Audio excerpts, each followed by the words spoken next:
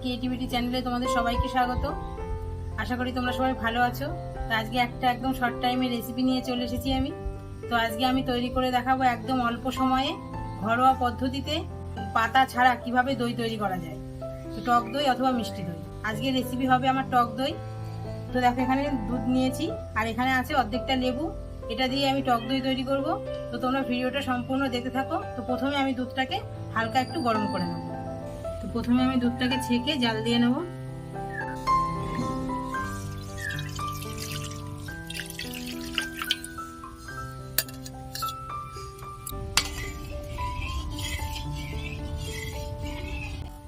তো দেখো দুধটা গরম হয়ে গেছে। এবার এই দুধের মধ্যে দিয়ে দেবো আমি একদম সামান্য পরিমাণ চিনি। চিনিটা দেবো, দইটা স্বাদও ভালো হবে। আর যেহেতু লেবু দিয়ে করবো একটু টক বেশি হয়ে যায়, তার জন্য আমি অল্প একটু চিনি দেবো। তো তোমরা টক বেশি পছন্দ করলে চিনিটা নাও দিতে পারো। এবার চিনিটা দেওয়ার পর আমি আরেকটুখানি জ্বালিয়ে নেব।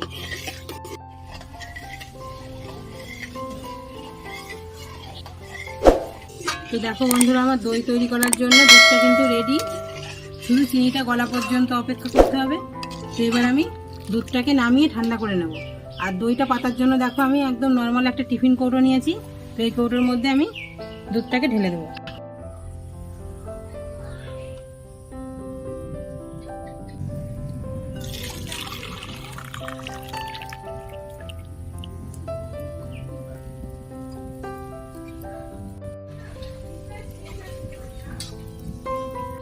তো দেখো দুধটা প্রায় রেডি, হালকা একটু গরম আছে। এবার আমি কড়াইটা তৈরি করে নেব। তো কড়াইটা দেখো ধুয়ে আমি বসিয়ে দিয়েছি। এবার কড়াইয়ের মধ্যে আমি দিয়ে দেবো লবণ। তো লবণের বদলে তোমরা কিন্তু বালিও ব্যবহার করতে পারো। তো এখানে আমি লবণ দিয়ে দেবো। এবার লবণটাকে আমি ছড়িয়ে দেবো।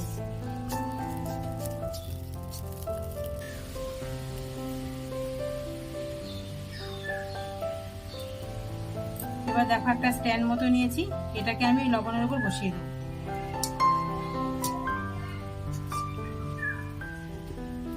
এবার এই ঢাকনাটা দিয়ে আমি ঢেকে দেবো। এভাবে আমি 10 মিনিট কড়াইটাতে একদম ফুল হিটে জ্বালিয়ে নেব। তো বন্ধুরা দেখো এখানে আমার 10 মিনিট জাল দেওয়া হয়ে গেছে কড়াইটা।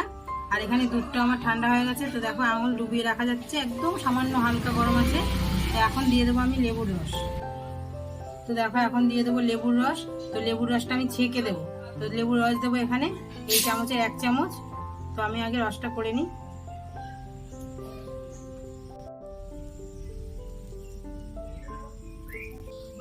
তো দেখো লেবুর রসটা আমি ছেঁকে দেবো। দেখো এর মধ্যে কত বীজ আছে, প্লাস এর মধ্যে আঁশও থাকতে পারে, তার জন্য আমি লেবুর রসটাকে ছেঁকে দেবো।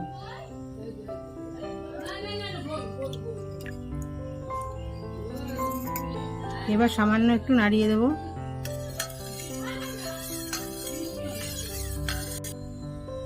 দেখো লেবুর রসটাকে আমি নাড়িয়ে মিশিয়ে দিয়েছি। এবার এটাকে আমি টিফিন বক্সের কৌটোর মুখটা আটকে দেবো।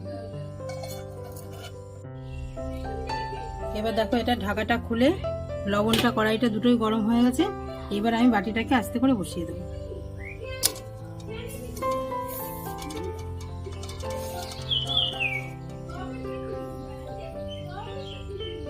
এবার আবার ঢাকা দিয়ে দেবো। তো দেখো এবার আমি আধ ঘন্টা মতো ঢাকা দিয়ে রেখে দেবো। আর এখন কিন্তু উনানে আমি একটুও জাল দেবো না, শুধু ঢাকা দিয়ে রেখে দিলে আমার দই তৈরি হয়ে যাবে।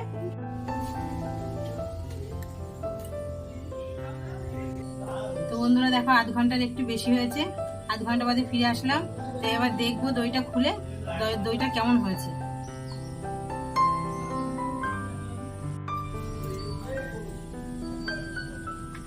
বাটিটা একদম ঠান্ডা হয়ে গেছে।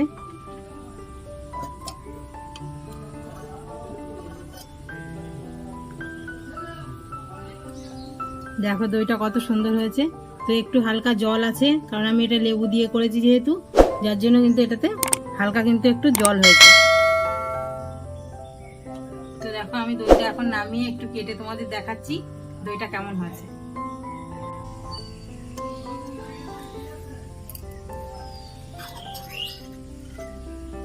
তো বন্ধুরা দেখো দইটা কত সুন্দর হয়েছে। আর এই টক দইটা কিন্তু একদম ঘরোয়া পদ্ধতিতে নির্ভেজাল ভাবে তৈরি করা। আর এই টক দইয়ের স্বাদ কিন্তু দোকানের থেকে কোনো অংশেই কম নয়। তো তোমরা ওই বাড়িতে এইভাবেই দই তৈরি করে ফেলো। আশা করি তোমাদেরও এই রেসিপিটা ভালো লাগবে। তো বন্ধু বন্ধুরা দেখো একদম অল্প সময়ে শর্ট টাইমে কিভাবে টক দইটা আমি তৈরি করে ফেললাম। তোমরাও এই ঘরোয়া পদ্ধতিতে টক দইটা তৈরি করে ফেলো। আশা করি এই টক দইটা তোমাদেরও ভালো লাগবে। আর ভিডিওটা ভালো লাগলে চ্যানেলটিকে সাবস্ক্রাইব করে রেখো। আবার পরবর্তী ভিডিওতে দেখা হচ্ছে। তোমরা সবাই ভালো থেকো, সুস্থ থেকো।